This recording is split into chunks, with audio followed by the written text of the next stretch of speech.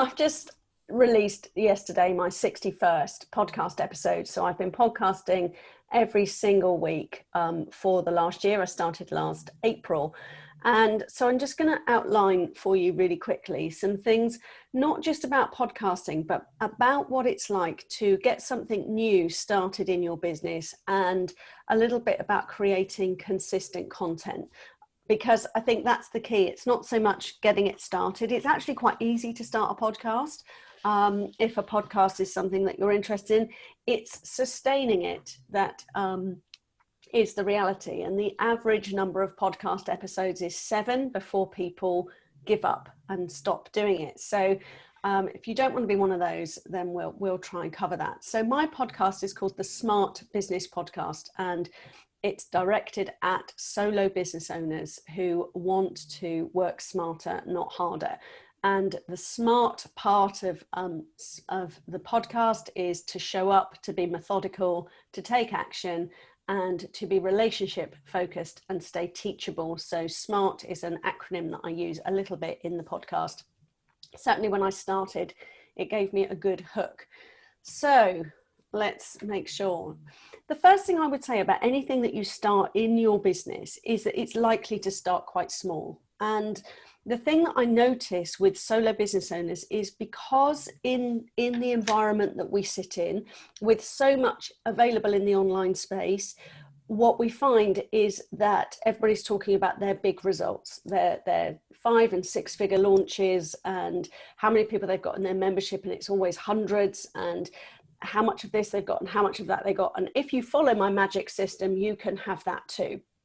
But for most people, when they follow the magic system, it takes kind of 4 or 5 goes round the buoy before you actually get those bigger results. And what happens is people despise their small beginnings. The thing that I've learned more than anything else in my business when I'm starting something new, and probably if it's the only thing that you take away, is never despise small beginnings. Everything that's great started with something small, and every oak tree started with an acorn. And so if you're starting something new and it's a little bit small at the moment, if you give up, it will never grow. You just have to keep plugging away at it and believing in it. If you've done your market research and you know that it's something that is a problem that people will pay for, and that it's priced right. But that's the first thing really, is whatever you start, when it comes especially to content creation, you don't need hundreds of thousands of people to watch it or listen to it or read it to make a difference. And I think we look at these big numbers and think that's what we need, but we don't. We don't need anything like that to make a difference in our businesses. So this is what the Smart Business Podcast looks now, and I'm really proud of where it's come from, and it all looks very calm and easy to do and you know, professional. But this is what it looked like when I was trying to do it. You know, it really did feel like climbing Everest, more emotionally and mentally than anything else. And that's the thing about not despising small beginnings, is that it is a mountain to climb when you're starting something new in your business and you're starting from scratch. And, you know, in the early days, it can really be hard emotionally and mentally to keep going.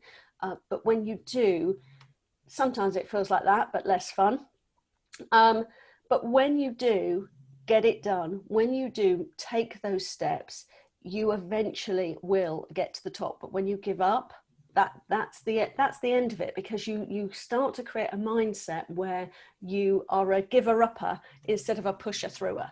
And we want to be people that push through and keep being persistent and consistent with what we do. And that's how we get results. Consistency is the way that you get results, both with podcasting and with any other part of your marketing. Consistency is the key.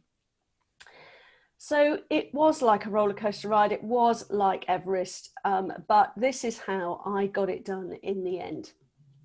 So firstly, you need to know what's going to make you start doing this new thing in your business. So it might be podcasting if you sort of think that that's something you would enjoy.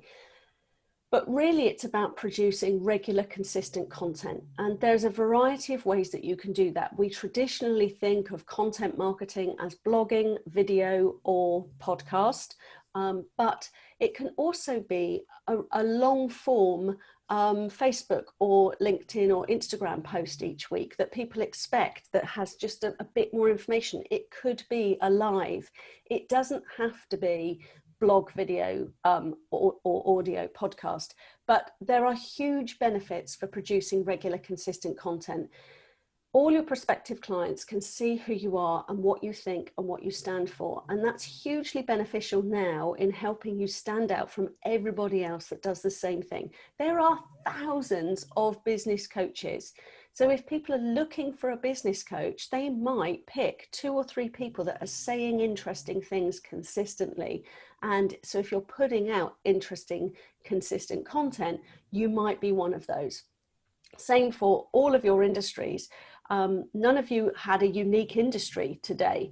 You know, you all do something where there are a lot of people doing that. So if there's a lot of noise, the people that are consistent and the people that are saying something that's relevant, I'm not going to say quality or interesting or exciting or education or entertaining, because some of us feel we can't be all those things.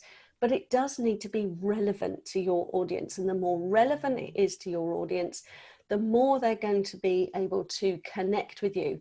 Marketing is about connection. I don't really call it marketing these days. I call it connecting. You're connecting with people that might want to buy from you. So those are all the reasons why I think regular, consistent content really works. Event organizers, people looking for speakers.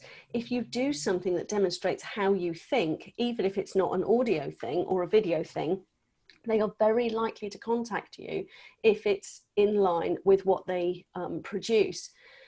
If you've got, it helps you to maximize opportunities to sell without having to say to people, buy my stuff, buy my stuff, buy my stuff. Because you can be talking about that and talking about the problem you solve, and people will come and make that inquiry of you rather than you going out to them. So the selling part is a lot easier if you're putting out regular, consistent content. And of course, the final benefit, which is one that I really love about podcasting, is I can create impact and support people who aren't ready to work with me yet.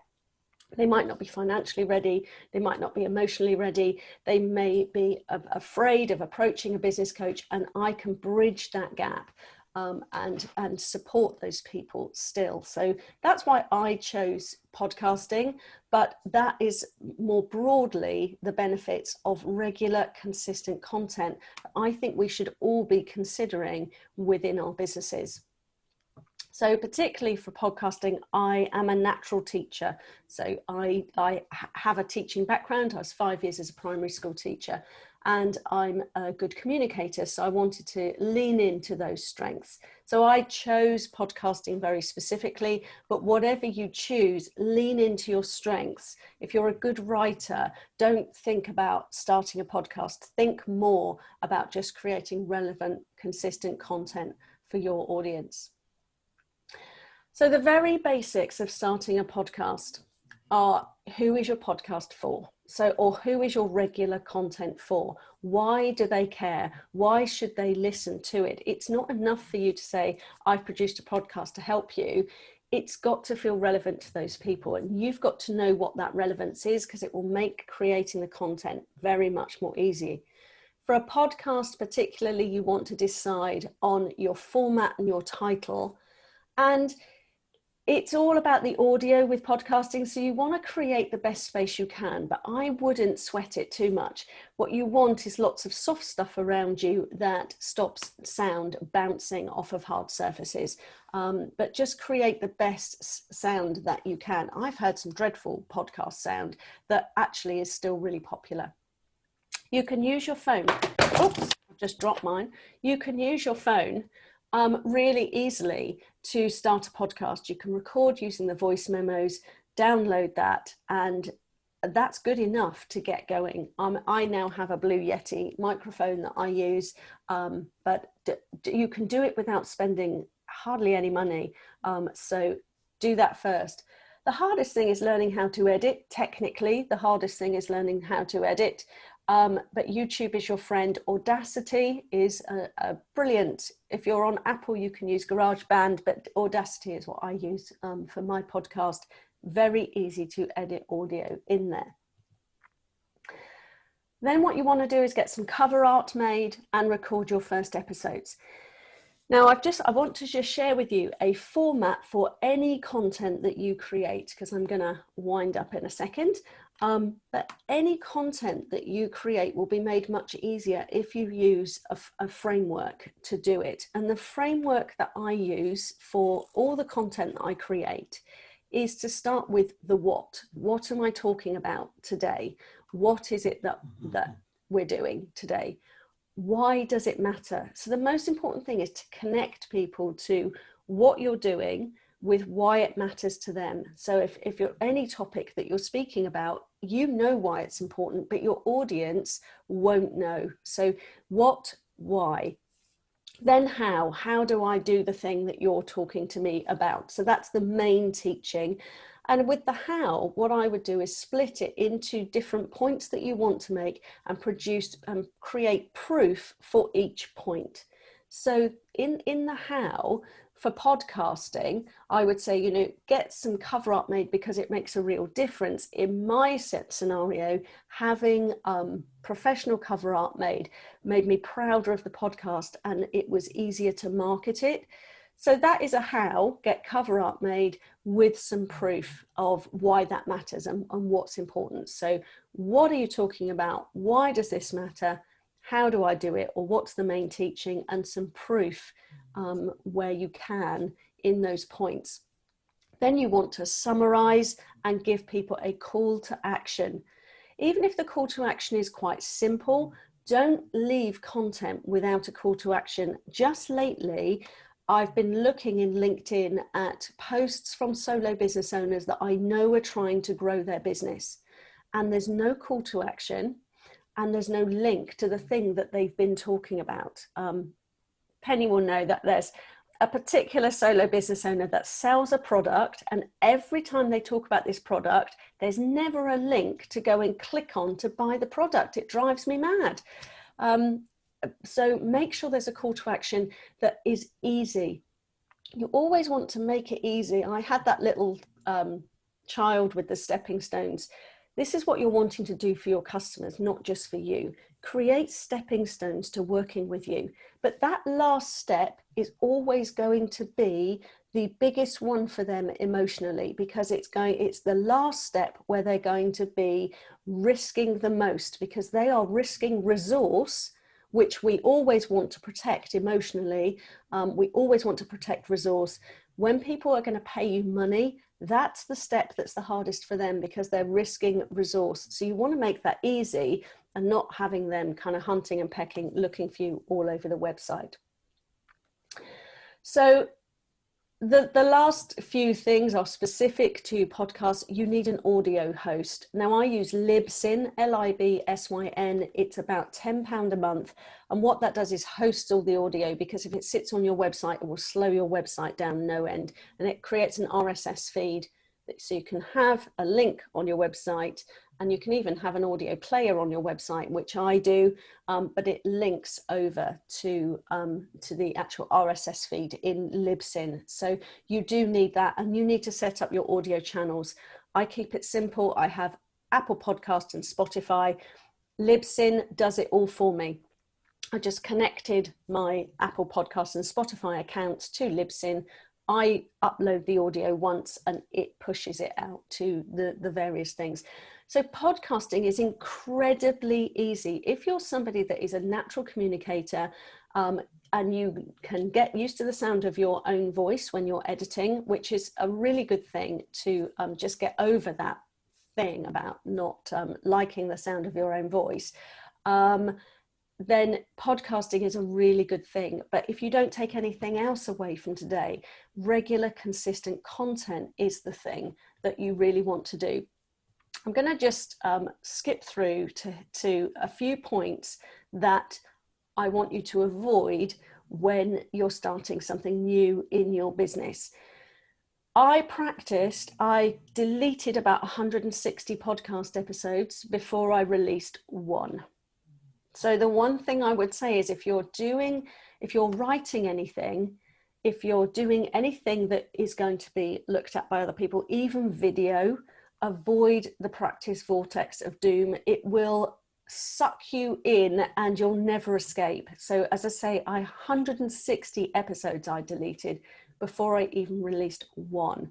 And that was a long time, took a long time to get going. So be bold, be brave. My first episodes, even now I'll listen back to an episode and think, oh, that wasn't really very good, but it's a learning all the time. So I think rather than practicing and listening to your practices and saying they're rubbish, get it out there, read it back, watch it, listen to it yourself, and learn to improve it that way rather than practicing endlessly, because you will get lost. The longer you wait, it's harder to jump. So if you're waiting for anything in your business, if you're waiting to get anything going in your business, I would say jump before you're ready. Do it before you're ready. Jump before you think it's any good. Because when I first listened, there were about 20 people. When I first did my podcast, there were about 20 people listening. I don't know why I didn't do it sooner, because those 20 people were all friendly forces. Most of them was my mum pressing play over and over again, I'm sure. So you sort of think, oh, thousands of people are going to be listening, and it's all going to be, people are going to be put off working with me because it's not very good. It's all rubbish. It'll always start small. And so please jump before you think that you're ready.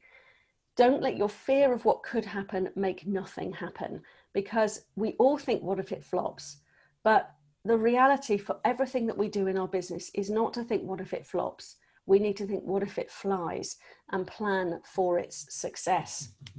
So that really was a whistle-stop tour through a little bit about podcasting, but particularly creating regular, consistent content.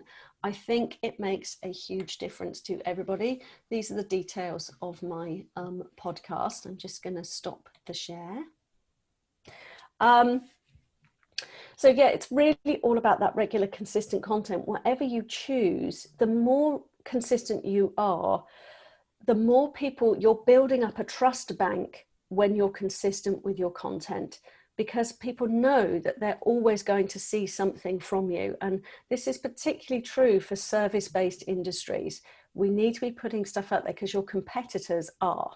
The ones that really grow over time, the ones that grow their email list, the ones that find it easy to fill their retreats, to fill their seminars and their workshops, are all people that have built an email list. And the starting point for building an email list is regular, consistent content.